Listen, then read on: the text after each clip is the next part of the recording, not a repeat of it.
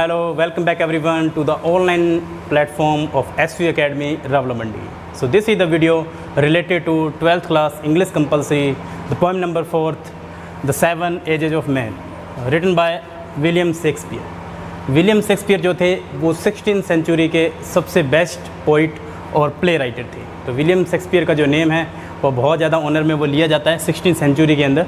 तो इनका थोड़ा सा पहले इंट्रोडक्शन ले लेते हैं कि विलियम शेक्सपियर का जो जन्म है वो 26 अप्रैल 1564 में हुआ और इनकी जो डेथ है 23 अप्रैल 1660 में इनकी हुई थी। इनका जो बर्थ है वो इंग्लैंड में हुआ, एवोन नाम का एक टाउन था, वहाँ पे इनका जो जन्म हुआ। तो जो विलियम शेक्सपियर थे उनका ही एक प्ले है, उस प्ले में से 7 एजेस जो मैन है इसको लिया गया है। सबसे पहले इनके बारे में थोड़ा सा देख लेते हैं कि इन्होंने 154 सोनेट लिखे थे, 38 प्ले लिखे थे इन्होंने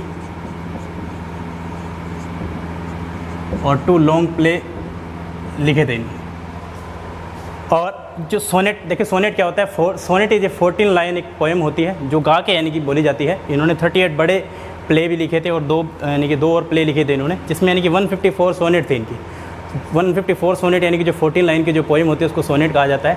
सोनेट 2 टाइप के होते हैं, एक होता है पेट्रार्कन सोनेट, एक होता है शेक्सपियन सोनेट। तो ये जो 154 सोनेट थे वो शेक्सपियन सोनेट थे, जिनके अंदर इस सोनेट के अंदर जो है यानी कि ये 14 लाइन इंक्लूड करके यानी कि सॉन्ग के रूप में इसको गाया करते थे और 38 इन्होंने प्ले लिखे थे। अब ये जो पोएम है, इस पोएम के अंदर इन्होंने जो इनका एक प्ले था जो 38 प्ले में इंक्लूड था, उनका नाम था एज यू लाइक।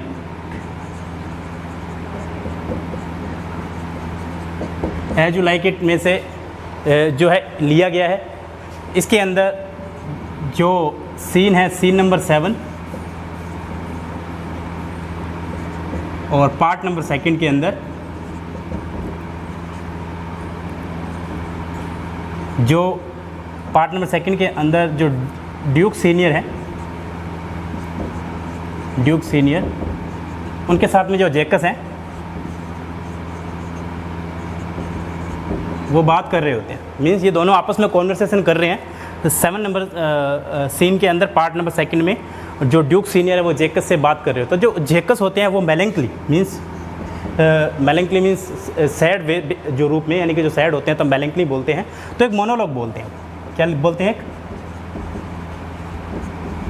मोनोलॉग बोलते हैं। तो मोनोलॉग क्या होता है, देखो मोनोलॉग एक ऐसी चीज़ है जब कोई भी वर्ड बोल रहा होता है, कोई भी लाइन बोल रहा होता है, then no one can interrupt you, मतलब तुम्हें कोई भी इंटरप्ट नहीं करता है, मतलब आप खुद ही बोलते हो, आपको कोई भी नहीं रोकता है। तो ये जो जैकस है इसके अंदर ये मोनोलॉग बोलते हैं। तो ये उसी में से पार्ट में से लिया गया है, द 7 एजेस ऑफ मैन। इनके बारे में एक छोटा सा मैं एक और चीज़ बता देता हूँ आपको कि इन्होंने जो ये विलियम शेक्सपियर है, इन्होंने जो 7 एजेस जो मैन है ये आयम्बिक पेंटामीटर में लिखा है। इसको आयम्बिक पेंटामीटर में लिखा है। देखो मीटर क्या होता है, मीटर एक प्रकार से जो रिदम होता है, मतलब कि रिदम है बोलने का, उसको अपने पेंटामीटर कह देते हैं। मतलब कि मीटर भी कैसे, यानी कि इस पोएम को जो बोला गया है। एग्जांपल के लिए देखो, ये आयम्बिक और जो पेंटामीटर है ये डिफरेंट वर्ड्स हैं। आयम्बिक अलग होता है, पेंटामीटर जो है अलग वर्ड है। देखो आयम्बिक पेंटामीटर इस पोएम को क्यों कहा गया, देखो एग्जाम्पल के लिए जो कुछ वर्ड्स होते हैं, आपने सिलेबल तो सुना ही होगा।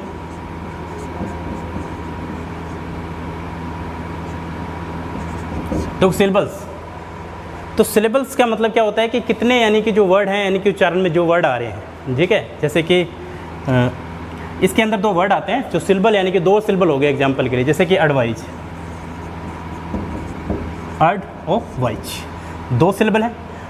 इसके अंदर क्या होता है, जो सेकंड सिलेबल होता है उस पर बहुत ज़्यादा इफेक्ट पड़ता है, तो उसे आयम्बिक पेंटामीटर कहते हैं। और जब ऐसे कोई 5 फीट बन जाते हैं, देखो ये इनको कपल होते हैं एक लाइन में, यानी कि 5 कपल होते हैं ऐसे 5 कपल जिसमें सेकंड वर्ड पे ज़्यादा स्ट्रेस आ रहा हो, तो उसको अपने आयम्बिक पेंटामीटर कहते हैं। तो ऐसे 5 जोड़े बन जाते हैं जिनको 5 फीट या 5 फुट कहते हैं अकॉर्डिंग टू द शेक्सपियरियन जो आयम्बिक पेंटामीटर है। तो 5 यानी कि फीट बन जाते हैं या 5 फुट बन जाते हैं, उनको ऐसे कह सकते हैं, तो उसको आयम्बिक पेंटामीटर कहते हैं। तो ये जो पोएम है ये आयम्बिक पेंटामीटर में लिखी गई है।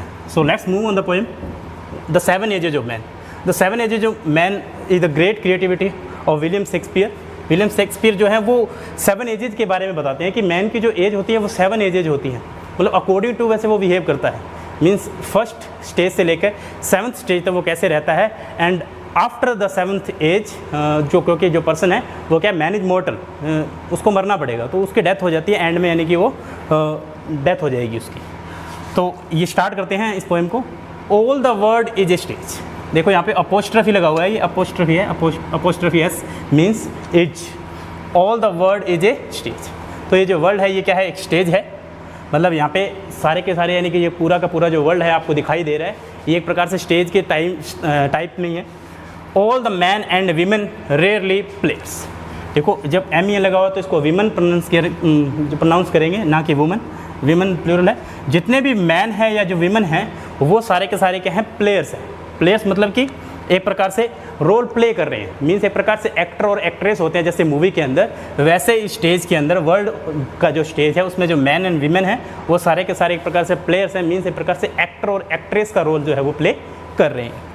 Next, they have their exits and their entrance, मतलब उनकी खुद के एग्जिस्ट है, उनके खुद के एंट्रेस है, मतलब कहीं भी वो एंटर हो सकते हैं, कहीं से भी वो निकल सकते हैं, मीन्स उनके अकॉर्डिंग, उनके अपने डिस्क्रिप्शन के अकॉर्डिंग वो चाहे तो कुछ भी कर सकते हैं, मीन्स उनका खुद का ही एग्जिस्ट है और खुद का ही उनका एंट्रेंस है। नेक्स्ट है, and one man in his time play many parts, एक जो आदमी है वो अपने टाइम के अंदर बहुत सारे पार्ट्स हैं, बहुत सारे रोल प्ले करता है, जैसे एक्टर और एक्ट्रेस होते हैं different kind of role play करते हैं, वैसे ही एक मैन होता है इस वर्ल्ड ऑफ द स्टेज में डिफरेंट जो है रोल है वो प्ले करता है। तो किस टाइप के जो रोल प्ले करता है, हिज एक्ट्स बीइंग 7 एजेस, जिसको शेक्सपियर ने 7 एजेस के अंदर डिवाइड किया है, मीन्स जो शेक्सपियर है वो एक मैन की लाइफ को बहुत ही ज़्यादा डीपली थॉट उन्होंने लिया है, उस डीपली थॉट के बेस पे उन्होंने डिफरेंट जो स्टेज हैं वो बताई हैं, किस तरह से रोल प्ले करता है एक मैन है अपनी एज के अंदर, 7 टाइप के जो स्टेज है वो अपनी लाइफ में प्ले करता है। तो सबसे पहले जो फर्स्ट स्टेज है वो किस टाइप का है, at first an infant, infant होता है जब वो छोटा बच्चा होता है, शिशु होता है, यानी कि छोटा सा शिशु होता है, उसको इन्फेंट कह देते हैं। जब फर्स्ट स्टेज होती है तो एक प्रकार से इन्फेंट होता है, मतलब कि छोटा होता है, छोटा शिशु होता है। Mewling and puking in the nurse, mewling का मतलब क्या होता है, धीरे धीरे यानी कि रोना, सिसकिया लेना जिसको कहते हैं, ठीक है। सल्किंग, सल्किंग मतलब कि थोड़ा सा सिसकिया लेना, थोड़ा थोड़ा रोना, मतलब नॉर्मली रोना। और प्यूकिंग, प्यूकिंग मतलब कि उल्टियाँ करना, ठीक है, वॉमिटिंग करना, प्यूकिंग मतलब कि वॉमिटिंग करना, तो वॉमिटिंग भी करता है वो बच्चा। In the nurse arm, nurse यहाँ पे क्या है, एक जो दाई के लिए बोला गया है, मीन्स जो बच्चे की केयर करती है, बच्चे की केयर करने वाली, देखभाल करने वाली होती है, उसको नर्स बोला गया, मीन्स उस नर्स के ऊपर यानी कि जो पाल रही है जो दाई माँ, उसको यानी कि प्यूकिंग करता है, मतलब उल्टियाँ करता है और वो रोता भी है। फिर देन ये तो थी फर्स्ट स्टेज जिसमें वो इन्फेंट होता है, मतलब उसको कुछ भी नॉलेज नहीं होता है, वो प्यूकिंग करता है, छोटा छोटा थोड़ा बहुत रोता है, इस तरह से यानी कि रिएक्ट करता है। In the second stage, then the whining school boy with his satchel, देखो विनिंग स्कूल बॉय से मतलब है कंप्लेनिंग करने वाला बॉय, मतलब कंप्लेन करना,